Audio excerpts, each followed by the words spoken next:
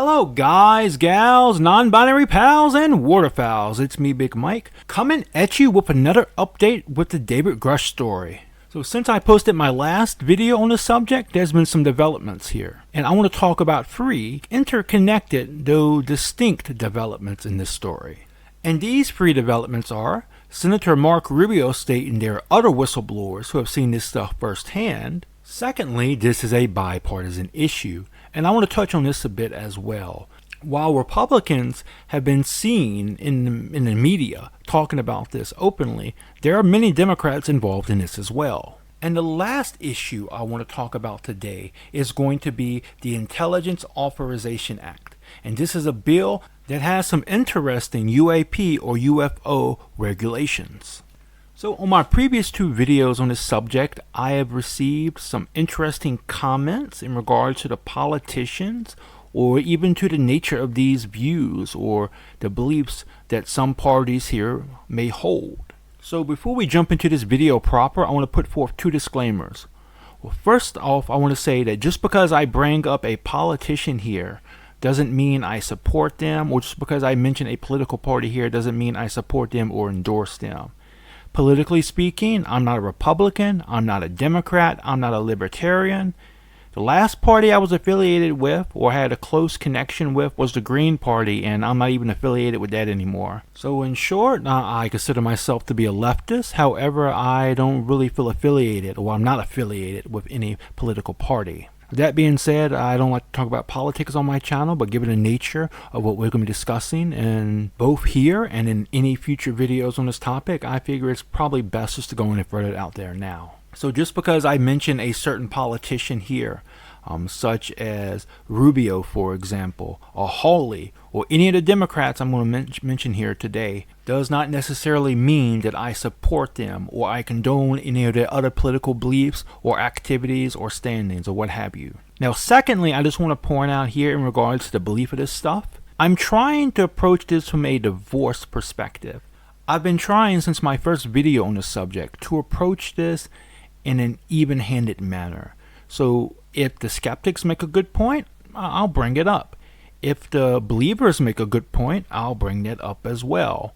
And this is kind of how I'm trying to go at it. Now, of course, I have my own beliefs on the subject, and if it's relevant, I'll bring that up. But for the most part, I'm trying my best to keep it divorced.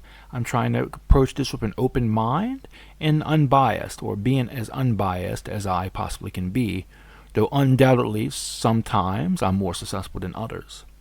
So with that huge disclaimer out of the way, let's jump into this because we have a lot of ground to cover today, fam. The first story, and probably the most important story I want to cover today, is the fact that Marc Rubio, a Republican senator from Florida, has recently come forward and made several statements regarding the David Grusch situation. He has stated that he has heard from high-ranking officials first-hand reports similar to those made by David Grusch. Now, it's important here to keep in mind is that all of the claims that David Grusch made, he himself has said were based on second-hand sources. Senator Rubio said in an interview, "There are people that have come forward to share information with our committee over the last couple of years. I want to be very protective of these people. A lot of these people came to us even before protections were in the law for whistleblowers to come forward. We're trying to gather as much information as we can, and frankly, a lot of them are very fearful for their jobs and fearful of harm coming to them." In regards to whether or not they're credible, Senator Rubio stated, "I don't find them either not credible or credible. Understand some of these claims are things that are beyond the realm of what any of us has ever dealt with. Most of these people at some point, or maybe even currently, have held very high clearances and high positions within our government. So you do ask yourself, what incentive would so many people with that kind of qualification have to come forward and make something up? These are serious people. What I think we owe is just a mature, understanding, listening, and trying to put all these pieces together and just sort of intake the information without any prejudgment or jumping to any conclusions." In response to Rubio's remarks on more witnesses coming forward, a ufologist, Nick Pope, has stated there is safety in numbers. People are cautious about this, but once the first few speak out, I think others will come forward. And that's really it for this story. And the next story I want to talk about, and it's probably not even a story, just a fact I just want to point out that's kind of being overlooked, is that this is very much a bipartisan happening. Now, Republicans have been the most vocal in regards to coming out and talking to the media about this. However, quite a few Democrats are involved with this as well. Most notably, Senator Kristen Gillibrand, a Democratic senator from New York. And she has been spearheading this, along with Senator Rubio. Now, you do have to do some digging to find this information out, but it is there.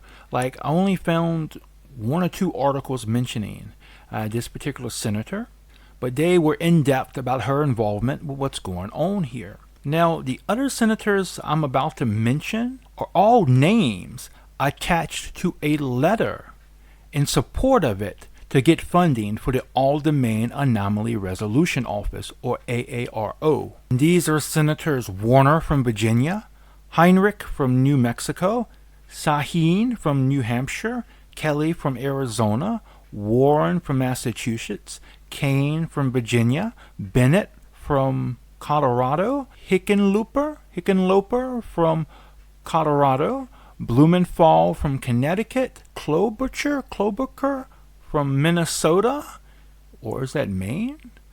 And Rossen from Nevada. And just to kind of throw it out there, the letter was also supported by the following Republicans: Graham from South Carolina, Kramer from North Dakota, and Sullivan from Arkansas. And if you're interested in reading the letter for yourself, I'll include it in a link below. However, be warned, it is geo-restricted, so if you want to access it, you may need some workarounds to get to it. And that's going to do it for this story. And the last story I want to cover today is the Intelligence Authorization Act, IAA. I'm going to read the following article, mostly verbatim. It contains a lot of legal language dealing with funding, and so I don't want to mince the words by attempting to rephrase it. I will, however, be skipping some parts, especially those related to Grusch, and like who he is, his story, as I feel that's not needed. We've been through this a lot. I will put a link below to the original article so you can check it out, the whole article for yourself, as well as a link that will take you directly to relevant portions of the Intelligence Authorization Act, so you can read it for yourself. The following article comes from DefenseScoop.com.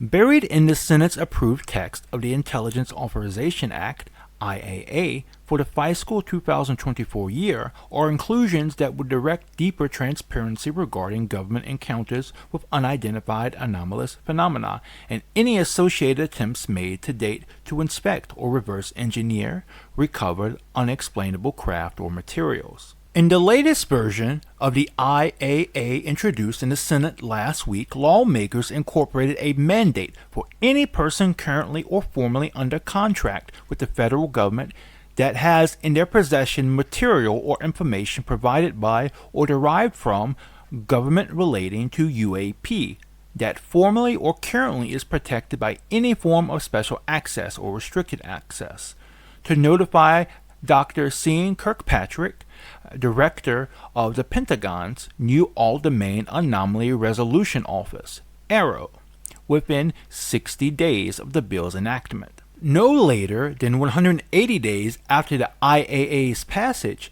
the officials would also need to make all such material and information and a comprehensive list of all non-Earth origin or exotic UAP material available to AARO for assessment, analysis, and inspection. Restricted and special access programs involve sensitive information at classified or higher security levels. Further, the text of Section 1104 of this version of the IAA states that no amount of authorized to be appropriated or appropriated by this act or any other act may be obligated or expended, directly or indirectly, in part or in whole, for own, in relation to, or in support of activities involving UAP protected under any form of special access or restricted access limitations that have not been formally, officially, explicitly, and specifically described, explained, and justified to the AARO Director and Congressional leadership. The legislation notes that it applies to any activities relating to the following: recruiting, employing, training, equipping, and operations of and providing security for government or contracted personnel with primary, secondary, or contingency mission of capturing, recovering, and securing unidentified anomalous phenomenon craft or pieces and components of such craft, analyzing such craft or pieces or components thereof, including for the purposes of determining properties, material composition, method of manufacture, origin, characteristics, usage and application, performance, operational modalities, or reverse engineering of such craft or component technology, managing and providing security for protecting activities and information relating to unidentified anomalous phenomenon from disclosure or compromise. Actions relating to reverse engineering or replicating unidentified anomalous phenomenon technology, or performance based on analysis of materials or sensor and observational information associated with unidentified anomalous phenomenon. The development of propulsion technology or aerospace craft that uses propulsion technology, systems or subsystems that is based on or derived from or inspired by inspection, analysis, or reverse engineering of recovered unidentified anomalous phenomena craft or materials. Any aerospace craft that uses propulsion technology other than chemical propellants, solar power, or electronic ion thrust. In recent years, intelligence and defense authorization bills have been used as mechanisms to pass UAP-related legislation, according to an executive summary released last week. The Senate's National Defense Authorization Act of fiscal year 2024 requests additional funding for AARO. And that's it for this news story. So, I don't really have a lot to add here, but I do have two thoughts I want to share. Firstly, in my last video on the subject, I said what I wanted to see next was more members of Congress to come forward. And we saw that here, fam. And so I'm happy to see that development. However, what I want to see next is the people who have actually seen this stuff firsthand to come forward. I want them to be able to testify and to show their evidence. However, before that can happen, we need to see Congress to pass protections for them so they can feel safe in doing so. And they should be able to feel safe in doing so, no matter what, no matter if what they're seeing or what they saw were aliens or interdimensional beings, or maybe this whole thing is just a huge misunderstanding. I don't know, fam. I'm trying to keep an open mind here. That's what I want to see next. And I hope at the field hearing, the congressional field hearing we're going to see later this month, we'll be able to actually see it and see all this stuff that I just talked about. And the second thing I just want to point out is I'm just stoked, fam. I am absolutely flabbergasted by the fact that this is being taken so seriously by Congress, by both parties in Congress too, by the way. If you'd have told me something like this was going to happen in the 1990s, and UFOs and unidentified flying objects and other paranormal phenomena were really big points of discussion then as well. Not at the same level they are now, but they were big then. I would have thought you were crazy. I absolutely would have thought you were crazy. But here we are, fam. And that's really all I have to say here. I don't really have too many insights I can share, unfortunately. I will say that I may be wrong about this. I may very well be wrong about this. But I feel like over the next couple of weeks, updates on the situation may become much slower. So it might be a while before you see another update video from me. However, I am contemplating making a video series to deal with similar issues or deal with the same subject matter, not necessarily related to David Grusch per se. Like a couple days ago, I read an article about how AI is being used to search for extraterrestrial life by shifting through stars and signals from deep space. That's something I would like to look into, perhaps. But that's just an example. I'm not sure if that's going to happen or not, but it could. And with that, I think I'm going to end it here. Special thanks to Fran, who does a wonderful job of doing my art. She's back on Twitter, so please give her a follow. A special thanks to all my friends on Twitter. I wouldn't be here without you all. And most importantly, a special thank you to all of you for watching. Please like this video if you liked it. Dislike it if you dislike it. Feel free to comment below and let me know what you think. And if you like my content, please subscribe and turn your notifications on. Until next time, fam, remember, just be yourself and you'll be awesome. Peace out!